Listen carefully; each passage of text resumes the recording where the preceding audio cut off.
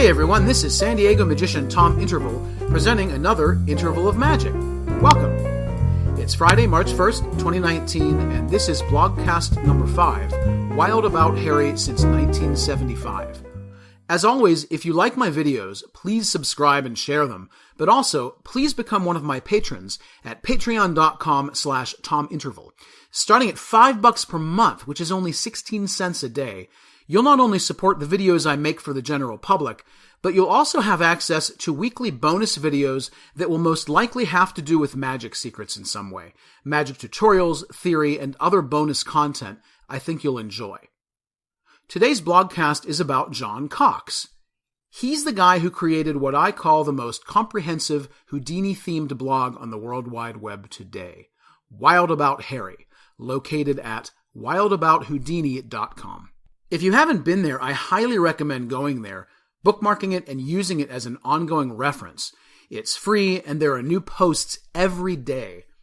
From Houdini's incredible professional career as a showman, escapologist, and magician, to intricate details about his personal life and relationships, to news about him. Yes, he's still making headlines more than 92 years after his death.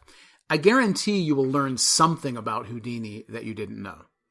Now, I originally published this blog about John on November 27th, 2013, so obviously there are some updates.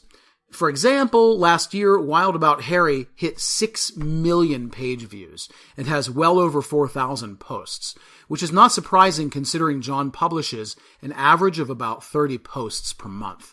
Also, since 2013, John has been a guest on a number of television shows and podcasts, has spoken about Houdini at several venues, and has earned many more followers on his Houdini-related social media sites. John's pet project right now is a definitive week-by-week chronology of Houdini's life. You can view a rotation of sample years on his site at https://chronology.wildabouthoudini.com. But his long-term goal is to offer the complete chronology as a book. I absolutely can't wait to see that, because to my knowledge, no one has ever done that before, and it would be an incredibly useful research tool for Houdini scholars and general historians alike. So please keep all of this in mind as you listen to my original blog from, again, November 27th, 2013. John Cox, Wild About Harry Since 1975, by Tom Interval. In 1980, 15-year-old John Cox told a Los Angeles reporter he was the third disciple of Harry Houdini. The first two, he said, were carnival worker Edward Saint and noted illusionist and author Milburn Christopher. At the time, John, whose business card and stationery read, John C. Cox, Houdini Enthusiast, said he hoped to write a definitive history of Houdini. 33 years later, the realization of that wish is Wild About Harry, the most comprehensive Houdini-themed blog on the web today. Although John launched Wild About Harry only 3 years ago, the blog's origin dates back to 2005, when he created a monthly online newsletter called Houdini Lives, which became a full website the following year. But in 2010, John decided to transfer most of that site's content from an Apple iWeb template to a more functional, smartly designed blogger interface, the site Houdini fans and researchers worldwide are now familiar with. The simple idea was to create a website that keeps up with everything that's new in the world of Houdini, says John. Wild About Harry still delivers the news, but it also includes my own experiences with collecting and going to events and doing research, or even just thinking about a certain topic. And now it's become an even larger experience with people contributing material and participating in the research. I've been pleasantly surprised at how it's become such a communal place and real hub of Houdini activity and thought. Wild About Harry, which has drawn more than 1 million visitors since its launch, is packed to the pixels with primary and secondary research and interpretation, news stories, books, fictional portrayals, special features, cultural references, collection highlights, auctions, and external links to other original Houdini-related content. John says the main requirement for content to appear on his site is that it has to interest me as a Houdini buff and historian. I figure if I'm into it, then all Houdini buffs will be into it. And to further enable the typical Houdini buff's addiction, John has harnessed the power of social media to promote his blog and all things Houdini. At the time of this writing, John's Twitter feed has attracted more than 350 followers, while his Wild About Harry Facebook page has 700 fans. And those numbers don't include the separate, specialized Houdini-themed Facebook pages he runs. Houdini, 2,170 followers. Bess Houdini, 121. Hardeen, 94. Houdini's Movies, 166. And Houdini the Miniseries, 115. Despite having several other interests, including Sherlock Holmes, James Bond, movies, Hollywood history, and Universal monsters, John has lived and breathed Houdini since 1975, the year he saw Houdini, the 1953 film starring Tony Curtis and Janet Leigh, and Doug Henning perform Houdini's water torture cell on television. From that point on, he was hooked, and this quote-unquote double whammy, as he puts it, inspired him to read 2 books that would be the first to contribute to his lifelong fascination with the legendary escape artist. Houdini, the Man Who Walked Through Walls by William Lindsay Gresham, and Houdini on Magic by Walter B. Gibson and Morris N. Young. With his father's help in the 1970s and 80s, John, who lived in the Canoga Park neighborhood of San Fernando Valley in Los Angeles at the time, substantially added to his library and has since amassed a collection of more than 500 books and some 1,500 other items, including original autographed photos, letters, posters, press books, programs, publications, press clippings, multimedia, and other odds and ends, such as a chunk of glass from an original Houdini water torture cell, and even strands of Bess Houdini's hair. I had the pleasure of perusing John's collection in September after he and I dined at the Magic Castle with actress Kristen Connolly, who was consulting us about her new role as Bess Houdini for history's upcoming Houdini miniseries. John, who lives in Studio City about 10 minutes from the castle, was extremely hospitable and gave me free rein to look through everything. Not only is it a great collection, but John is meticulous in organizing and caring for it. Leafing through his personal scrapbooks took me back to my childhood when I, too, saved anything and everything about Houdini and magic. Every clipping was sacred, every ticket stub and souvenir program in its place. But my meager collection pales next to John's. His bookcases are filled with stacks of Houdini-related publications and what must be almost every edition of every book ever written by or about Houdini, including some that are autographed by the man himself.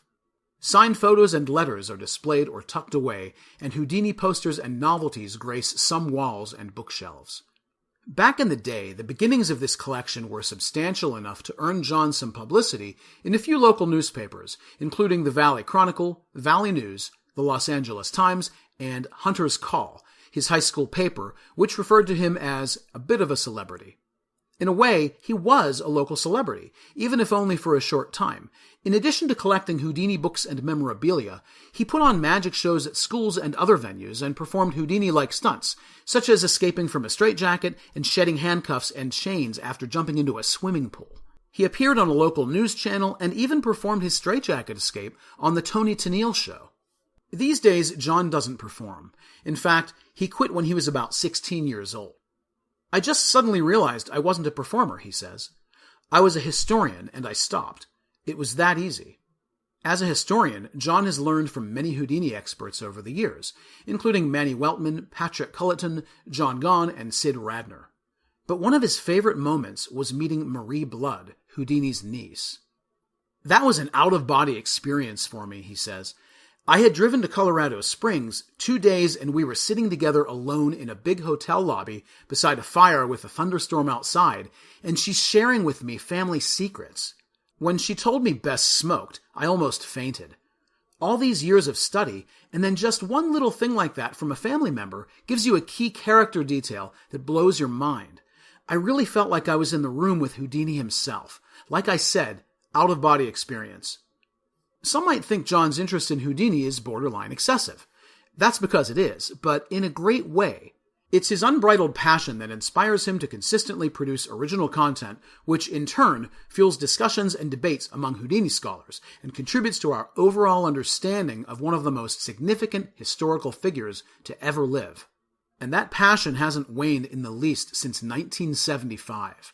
John says he doesn't know exactly which aspects of his personality so intensely draw him to the great entertainer. It's probably rooted in some deep psychology, he says. But I'm also a lover of mystery, the past, and all things Gothic, and Houdini sits well in that frame. John's passion, or obsession as he once called it, is represented well on Wild About Harry, and for good reason. John is a natural writer and has been since he was a kid. I remember when I was 12 or so, I sat down and started writing a book about Houdini, he says. I was dead set determined to write a full book. I think I got about 25 pages done, which is a lot when you're just sitting with a pencil and paper while other kids are playing outside. Despite his childhood love of writing, John says he was a terrible speller and that the massive mechanical aspect of writing held him back until his college days when computers and spell check made those mechanics a bit easier. It's interesting to think that, for me, technology, the computer, is an essential writing partner, he says. Maybe that's why I'm so comfortable being a blogger. When he's not blogging, John, a graduate of USC School of Cinematic Arts, works in the film industry as a quality control technician and screenwriter. In the latter position, he has penned projects for ABC, CBS, USA, DreamWorks, MGM, Sony Pictures, 20th Century Fox, and Warner Brothers. His first produced feature film, co-authored with Agatha Dominic, was Boot Camp, 2008, starring Mila Kunis and Gregory Smith. With John's connection to Hollywood, it's no surprise he has a special interest in Houdini's filmmaking career. His favorite Houdini film is The Master Mystery, 1919, a 15-part serial starring Houdini as Quentin Locke, a Justice Department agent who investigates a shady patents company that dupes inventors. He's great in it, says John. There are some fantastic escapes, and it's incredibly long. You can sit for hours and just watch the living Houdini. I love it. John says he would someday like to write a book about Houdini's film exploits, but doesn't have time to research and write it at this point in his life. He does, however, plan to work on a book containing some of the best material from Wild About Harry.